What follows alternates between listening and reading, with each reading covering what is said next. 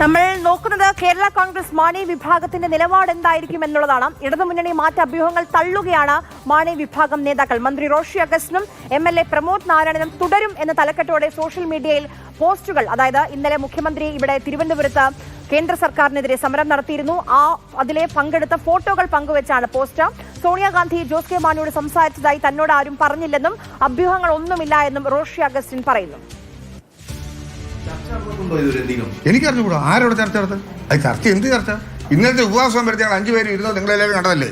പിന്നെ എന്താ ഈ വാർത്തകൾ? ഞങ്ങളുടെ ഒരു പാർട്ടി, ഞങ്ങൾ ക്രെഡിബിലിറ്റി ഉണ്ട്, ഒരു ധാർമ്മികതയുണ്ട്. ആ ക്രെഡിബിലിറ്റിയും ധാർമ്മികതയും ഒരു കാര്യത്തും പണയം വെച്ചിരിക്കുന്ന ഒരു പാർട്ടിയല്ല.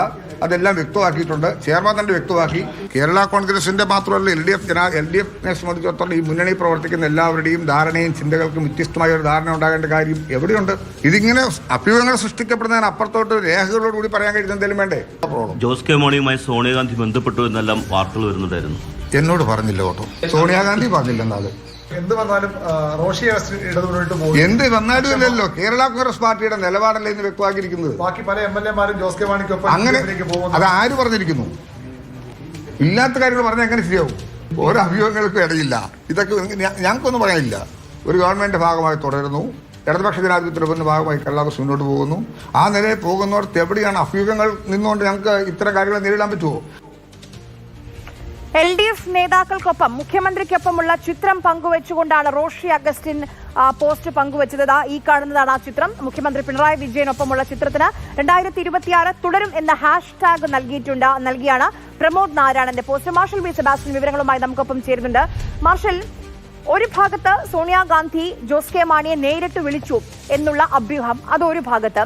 മറുഭാഗത്ത് തദ്ദേശ തെരഞ്ഞെടുപ്പിന്റെ വിലയിരുത്തലിന്റെ LDF യോഗത്തിന് ജോസ് കെ മാണി എത്തിയില്ല. മാണി സാറിന്റെ ബജറ്റ് പ്രസംഗങ്ങൾ, ആ പുസ്തക പ്രകാശനത്തിന് ജോസ് കെ മാണി എത്തിയില്ല. ഇന്നലെ കേന്ദ്ര സർക്കാരിന്റെ സമരം, മറ്റ് നേതാക്കളൊക്കെ എത്തി. ശരിയാണ്, റോഷി ഉണ്ടായിരുന്നു മുൻനിരയിൽ തന്നെ, പക്ഷേ ജോസ് കെ മാണി എത്തിയില്ല. ഇന്നലെ വൈകിട്ട് ഒരു വിശദീകരണ കുറിപ്പൊക്കെ ഇറക്കി. പക്ഷെ എന്നാലും സമൂഹ മാധ്യമത്തിൽ ഒരു പോസ്റ്റൊക്കെ ഇട്ടൂടെ?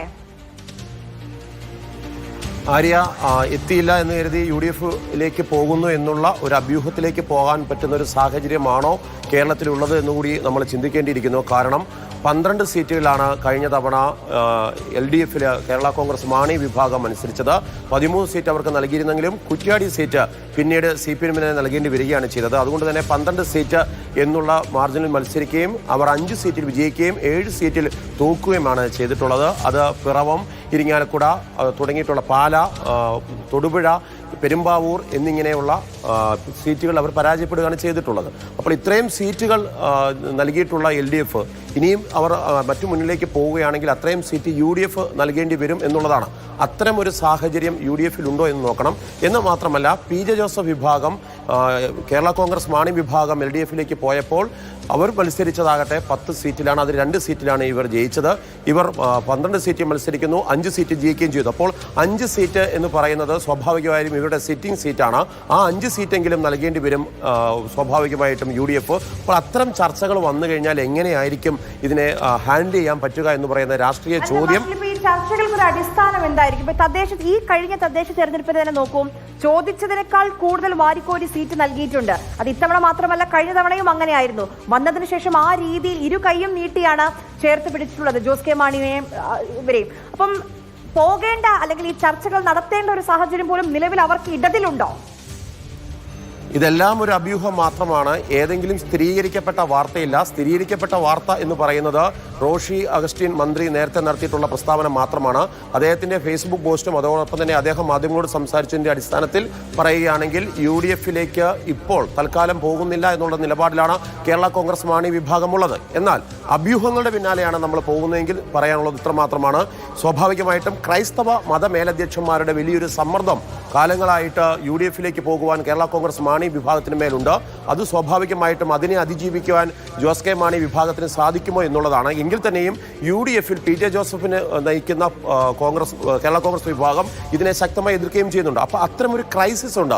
ആ ക്രൈസിസിനെ എങ്ങനെയായിരിക്കും UDF ഹാൻഡിൽ ചെയ്യുന്നത് എന്നതിനെ അടിസ്ഥാനപ്പെടുത്തിയാണ്ടിരിക്കുന്നത്. ഇതിൽ ഏറ്റവും ശ്രദ്ധേയമായ കാര്യം, മുസ്ലിം ലീഗ് UDF-ലേക്ക് കേരള കോൺഗ്രസ് മാണി വിഭാഗത്തെ തിരിച്ചു കൊണ്ടുവരണം എന്നുള്ള നിലപാട് സ്വീകരിച്ചിരിക്കുകയാണ്. അതുകൊണ്ട് തന്നെ കോൺഗ്രസിൽ ഒരു വിഭാഗത്തിൽ അത്തരമൊരു തീരുമാനം എടുക്കേണ്ടി വരണം കൊണ്ടുവരണം എന്നുള്ളൊരു സൂചനകൾ നൽകുന്നുണ്ട്. എന്നാൽ കോട്ടയത്തെ കേരള കോൺഗ്രസിനെ കൊണ്ടുവരുമ്പോൾ കോട്ടയത്തെ കോൺഗ്രസ് പാർട്ടിക്ക് ഉണ്ടാകുന്ന ബുദ്ധിമുട്ടുകൾ, അതോടൊപ്പം ഞാൻ ഈ നേരത്തെ സൂചിപ്പിച്ച 13 സീറ്റുകളിൽ 12 സീറ്റുകൾ, ഈ 12 സീറ്റുകൾ എങ്ങനെ UDF നൽകും എന്നതിനെ അടിസ്ഥാനപ്പെടുത്തിയാണ് ഇരിക്കുന്നത്. സ്വാഭാവികമായിട്ടും ഇപ്പോൾ സംഭവിക്കാൻ പോകുന്ന അങ്ങനെ ഒരു സമ്മർദ്ദം വരികയാണെങ്കിൽ കേരള കോൺഗ്രസ് മാണി വിഭാഗം രണ്ടായിട്ട് പിളരും. അതിൽ പ്രമോദ് നാരായണൻ, റോഷി അഗസ്റ്റിൻ തുടങ്ങിയവരുടെ നേതൃത്വത്തിൽ ഒരു വിഭാഗവും ജോസ് കെ മാണി വിഭാഗത്തിൽ വേറൊരു വിഭാഗവുമായിരിക്കും വരുന്നത്. അങ്ങനെ ഒരു പിളർപ്പുണ്ടായാൽ സ്വാഭാവികമായും UDF-ലേക്കുള്ള ഇവരുടെ പ്രവേശനം ഉണ്ടാകും. അവിടെയും ജോസ് കെ മാണി വിഭാഗം വളരെയധികം വിട്ടുവീഴ്ച നൽകേണ്ടി വരും. ബാക്കിയുള്ളൂ നിയമസഭാ തെരഞ്ഞെടുപ്പിന്. അതിനു മുൻപ് വേണം ഒരു തീരുമാനത്തിലേക്കൊക്കെ എത്താൻ. ഇപ്പോൾ ചർച്ചകൾ ചൂട് പിടിക്കുകയാണ്. എന്താണ് ഉണ്ടാവുക എന്നുള്ളത് നമുക്ക് കാത്തിരുന്ന് കാണാം. മാർഷൽ വി സെബാസ്റ്റ്യനാണ് വിവരങ്ങൾ നൽകിയത് തിരുവനന്തപുരത്ത് നിന്ന്.